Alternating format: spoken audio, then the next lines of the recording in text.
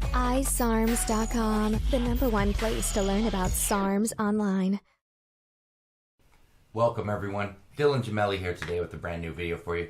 I am going to discuss with you today, I'm going to give you like a big rundown of common steroid side effects and kind of give you some explanations that go along with each of them, like what could cause it or what you can expect from it. These are common side effects. They're not a guarantee, so don't freak out, but they can occur and they do occur.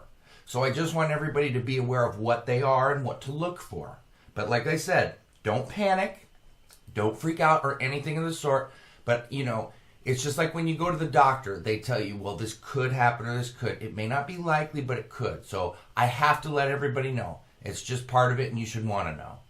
The first one, and I'm going to kind of go, I kind of didn't put these in any particular order on what they could occur. So this is just all of the different side effects that you could end up dealing with. Acne is one of the first ones I want to talk about. Now, rampant acne is, one of the more obvious indicators of steroid use. So when taking anabolic steroids, an adult will commonly be confronted with this same problem. And why this occurs is because the sebaceous glands which secrete oils in the skin, they're stimulated by androgens. Now, when increasing the level of such hormones in the skin might actually enhance the output of oils. And what that can do is cause acne to develop on your back, on your shoulders, and your face. These are all common areas that we see. The use of strongly androgenic steroids in particular can be really severe, and in some instances it can actually cause blemishes on your skin or spots. So if you wash your face and you're always showering after exercises, it'll really reduce the effect. If you have severe acne, what you need to do is see your dermatologist. I see people wanting to do Accutane and this and that. Go to your dermatologist. Don't be messing around with some of these things that can injure you. But a lot of times, even a dermatologist can't do anything until your cycle's over, so be aware of that. Aggression is another one. Now, aggressive behavior can be one of the more scarier sides of steroid use. Now, men are more typically aggressive than women because of the testosterone difference, and especially with the use of steroids, especially androgens, because that can increase a person's aggressive tendencies, okay? Some bodybuilders and powerlifters really like that effect. They're really after that, and a lot of fighters are after that too, because you can have more explosiveness, you can lift heavier. A steroid user who cannot manage to control themselves should seriously rethink the process of cycling in general. You should, if you have trouble controlling emotions and you're already an aggressive person, you need to think twice. You need to think about others around you and not just yourself. Okay? Just be aware of that. Now, anaphylactic shock is another one. Anaphylactic shock is an allergic reaction to the presence of a foreign protein in the body. So it most commonly occurs when an individual might have an allergy to things like a specific medication. Say you're allergic to amoxicillin or something, or penicillin. Insect bites, chemicals, foods, additives, preservatives, things of that nature.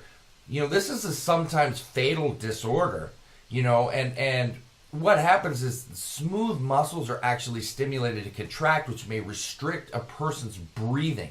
This reaction isn't really seen with hormonal products like anabolic steroids, but with counterfeits and low production values of these independent, underground labs, it's always a possibility. Birth defects are another one. Anabolic steroids can have a big impact on the development of a fetus.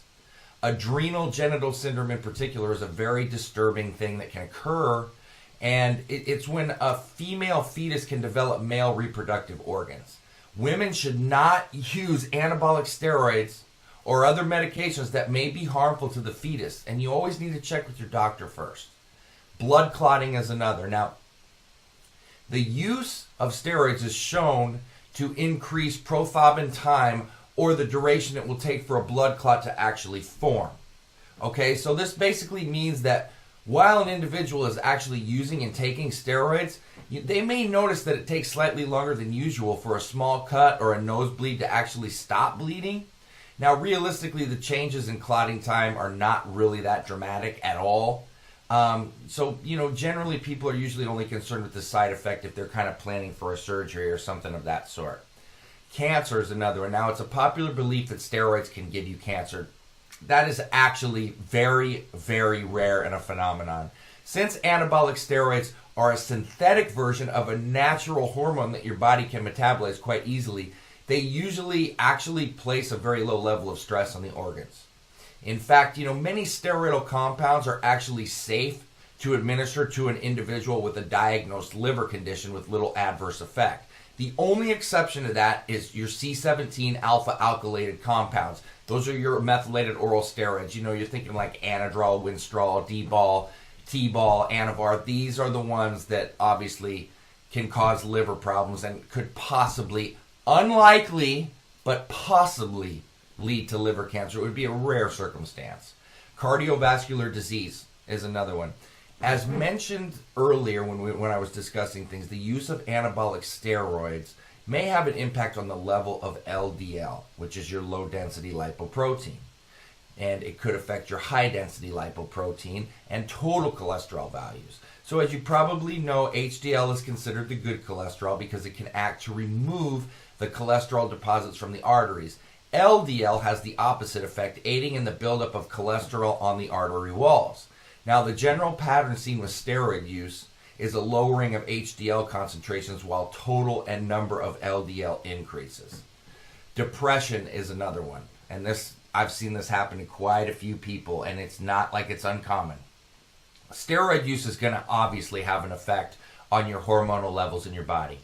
Now, this may result in a change in your general disposition or mood. Depression usually occurs at a time when a person's, androgenic and estrogen levels are significantly kind of off balance and they're not, keyed in. It's most common with male bodybuilders at times when anabolic steroids are discontinued. So when someone's in PCT or coming off, that's kind of what happens. Now, during this period, estrogen levels may be, markedly elevated, which is often coupled with a deeply suppressed endogenous testosterone level.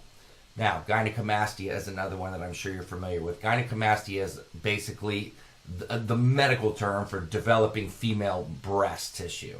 Okay, and you do not want that as a male, I would hope. Well, I guess I shouldn't say that. Some people have their own, but I would think most wouldn't. This is going to occur when a male is presented with unusually high levels of estrogen, particularly with the use of strong aromatizing androgens.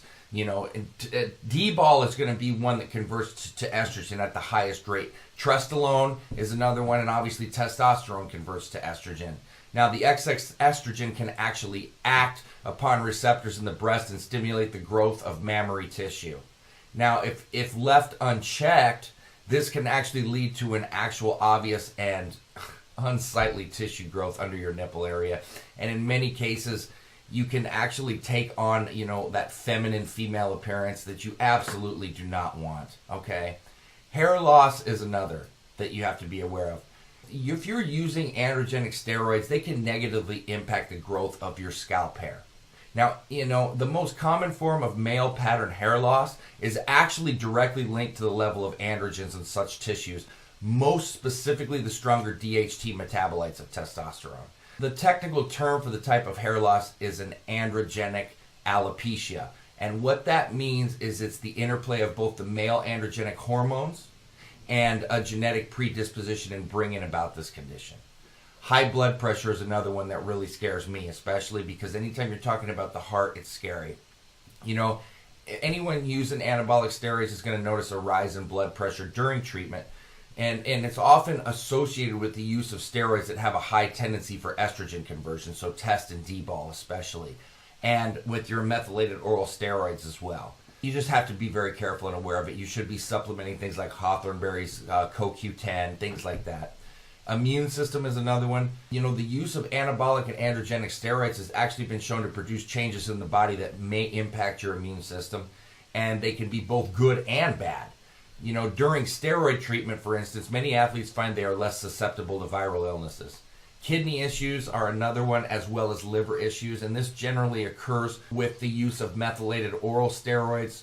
Putting them, and changing them with that C17 alpha alkylated change, it can really wreak havoc on your entire blood panel. but your liver, your kidneys, your blood pressure, these things take a major, major hit. You have to be very aware of that. Prostate enlargement is another one that you have to be very aware of. Testicular atrophy, and I think we're all aware of that, and that is chances are high going to occur with steroid use.